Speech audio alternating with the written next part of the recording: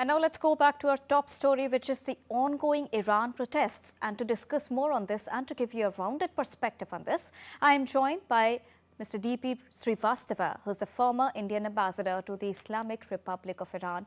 Good evening, sir. Thank you so much for joining us at this evening broadcast. Well, if we talk about the protests are entering its 14th day, and Iranians are seeing the second day of internet blackout as well.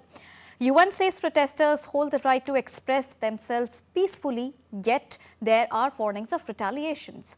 How do you look at this developing situation that also reminds us of the 2022 protests? Thank you for having me. You have to look at things in perspective. If you look at Iran in a standalone mode, it will appear to be a contest of people versus the government.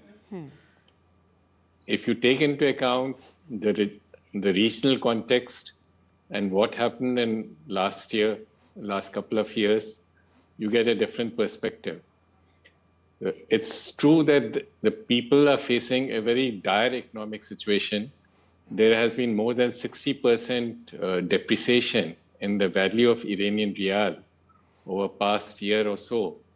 And we have to bear in mind that Iran is a net importer of food products, which includes staple food as rice and meat, and both are imported.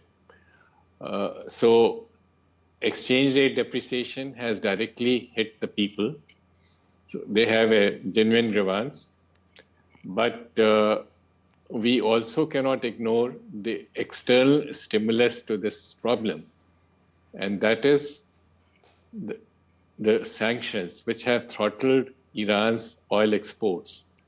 Now, the sanctions are justified on the ground of nuclear issue. It has to be borne in mind that the nuclear deal, which went into effect under Obama administration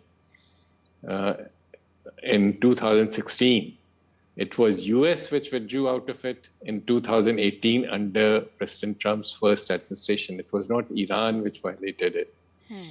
And under Trump's second administration, again, the goalpost was moved.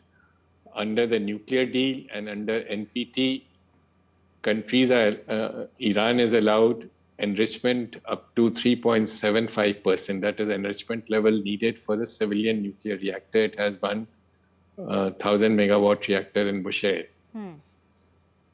This goalpost was moved again by US, and US demanded 0% enrichment. The second element, which again was a change in goalpost by the US, they asked for missile program to be brought under the nuclear deal. Missile program was never part of the nuclear deal. Now, while Iran and US were discussing just before the sixth round of discussions this summer, Israel attacked Iran. This was 13 June. Right. So there's a very direct correlation between the current round of trouble and the economic sanctions, which are not really which cannot be justified by any stretch of imagination. And it is true, yes, that Iranian people have internal problems, but the domestic evolution should take place peacefully through a dialogue between the government and the people, without being, without threats of external intervention. Certainly, no military intervention is justified. Right. And you contrast this with what happened in Pakistan in May 2023. People in Pakistan who were suffering from hunger and poverty, they came out on streets. They attacked the Lohar Corps commander's residence. They attacked the army headquarters. And there was a crackdown, and nobody intervened.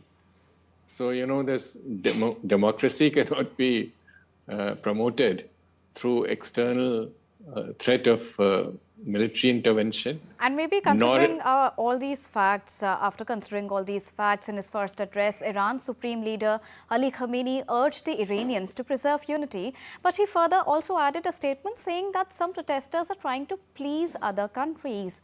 Now, at the current point, as you also pointed out, when so many lives are, being lost and many more are at stake continuously, hour by hour, is there a possibility of having a dialogue that may lead to solutions and agreed by both the parties? Can we see that possibility here? I do hope that there's a dialogue. We'll have to wait and see. And for that, it is necessary to exercise restraint on part of both. And people do deserve a peaceful atmosphere and return to normalcy. I have lived in Iran for 4 years, and I know the Iranian people. They are fun-loving people. They are it pains me to see what is going on. Definitely. And also, sir, tell us how much of an impact can Reza Pahlavi have on the ongoing protests? I don't think he has any backing. He is a creation of Western media.